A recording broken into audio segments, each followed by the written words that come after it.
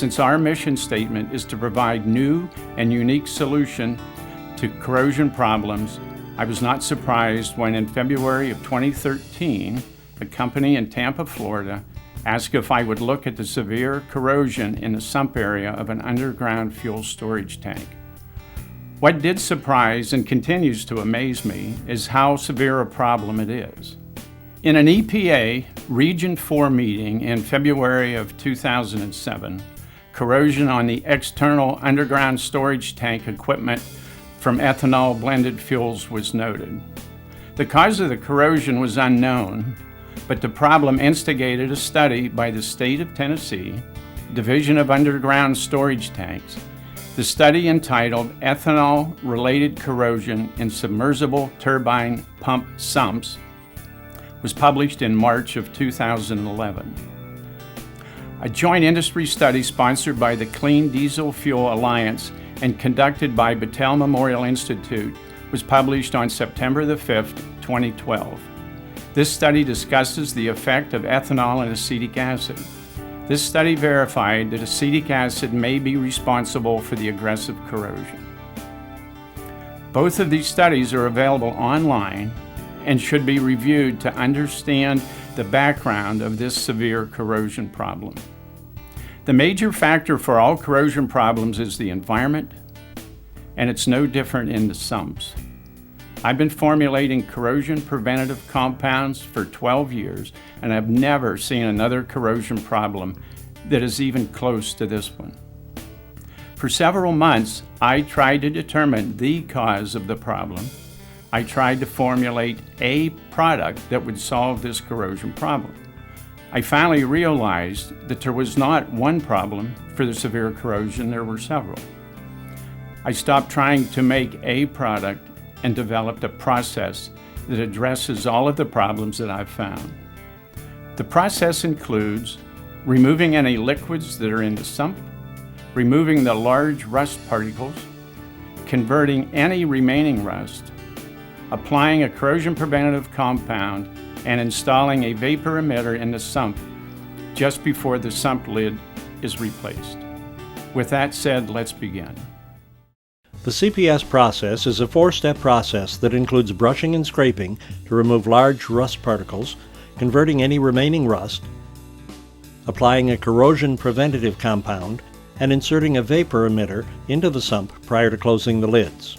In addition to using the proper ingredients, trained technicians using the correct equipment must also be used. The Octane 1 van is placed in a safe position near the sumps, and the sump area is roped off to prevent people and their vehicles from entering the work area. Carefully slide open the outer sump lid, unscrew lid fasteners if required, and slowly remove the inner lid. Using a vapor meter, check to make sure that it is safe to work in or above the sump. Look into the sump and check for any liquid at the bottom of the sump. This particular sump does not have a lot of water or liquid. I've seen some sumps completely full of water. When they're completely filled, the sump must be pumped out and the liquid properly disposed of. When there is a lower level of liquid, as in this case, there are several different ways of removing the liquid. One way of removing a small amount of liquid is to place absorbent pads in the bottom of the sump. These pads serve several functions: absorb the liquid in the sump, give the technician a dry place to stand, and collect a lot of the rust particles that will fall during the brushing and scraping step. When the pads are removed, a lot of trash comes with it, making it easier to clean out the sump. Notice how the pads are absorbing the liquid. Step 1. Removing large rust particles. The technician is using a brush scraper that is made from brass so that it does not create sparks. This frustrating step takes the most time. It is the hardest but the most important.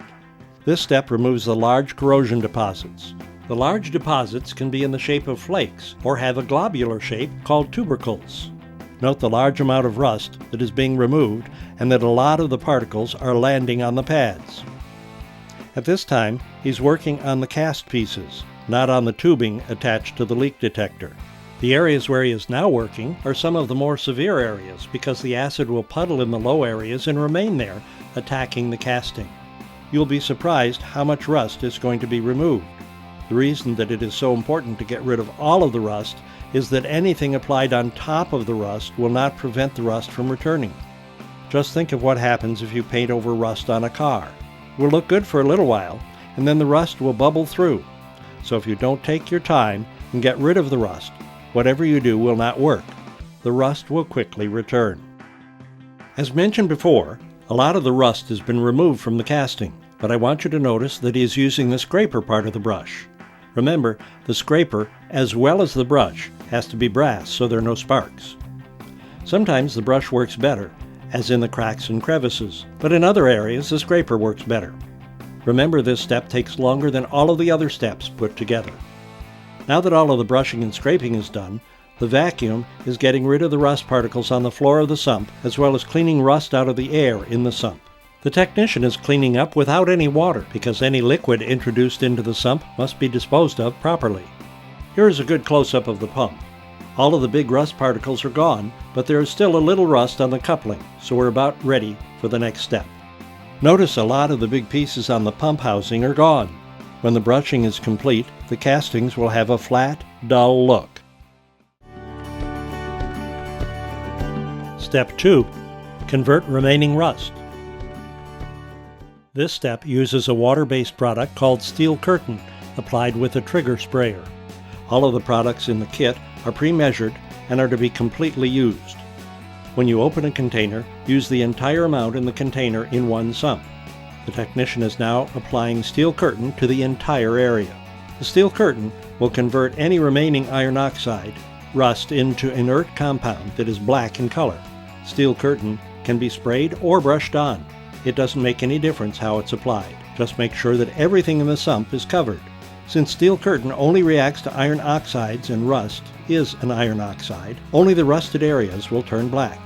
The reaction time is dependent on the ambient temperature. The cooler the temperature, the longer it takes to react. What you should be doing at this time is seeing if there is any metal area that is not black. Have a close look. If there are areas that still look rusty, reapply Steel Curtain to those areas. There are usually multiple sumps to treat at one location. The normal process will be to do the first two steps in one sump, and while Steel Curtain is drying, start the CPS process in the next sump. By the time you finish applying the Steel Curtain in the second sump, it'll be time to proceed with the third step in the first sump. Step 3. Applying the corrosion preventative compound. The corrosion preventive compound 24/7 Plus is also in its own pre-measured container. There are several ways of applying this. I happen to like a product by Milwaukee Sprayer. They call it Sure Shot. Using a funnel, pour the entire can of 24/7 Plus into your Sure Shot. You can see the technician doing that now. Notice on the ground in front of the pad is a fixture that he will screw back on the Sure Shot when he removes the funnel. The Sure Shot cap has a pressure fitting on the top and can be pressurized by any kind of a compressed air source, including a hand pump. Although the pressure rating on the Sure Shot is greater, 90 psi seems to work about right. This Sure Shot has an adjustable nozzle, and right now it is set on a cone-type spray pattern. The nozzle can be adjusted to a stream that allows the liquid to go greater distances if the sumps are deeper. Look closely at the sprayed area. When the 24/7 Plus is applied, the area will appear shiny. Use most of the 24/7 Plus and then stop and inspect the sump. If there are any areas that are not shiny, use the remainder on these areas. If there are no areas that have not been covered, apply the remaining 24/7 Plus on the flat areas of the pump, because these areas are the areas that corrode first. This is a nice close-up of the sump after the 24/7 Plus has been applied. Notice the pool of product in the low area between the studs. It will ultimately dry, and the remaining coating will be thicker there. This is a good thing, because this is also where any excess moisture will lay. Step 4. Inserting a vapor emitter. This is a porous bulb that emits a corrosion-preventive vapor. The emitter is connected to a 3/4 inch PVC pipe coupling. The technician is trying to get an idea of the length of 3/4 inch pipe he needs to cut. Ideally, the bottom of the pipe will lie on the bottom of the sump, so the emitter will be positioned over the top of the metal parts. The reason for this is that the vapors are heavier than air, and when they come out of the vapor emitter, they'll fall down on the metal parts to help prevent new corrosion. The emitter is good for approximately 6 months and can easily be replaced using the same piece of PVC pipe. After the vapor emitter is in place, the technician is putting the leak detector and any other equipment back into place. You will take the remaining 1 or 2 absorbent pads out of the bottom of the sump, have a quick look to make sure that everything is in place, and carefully replace both of the lids.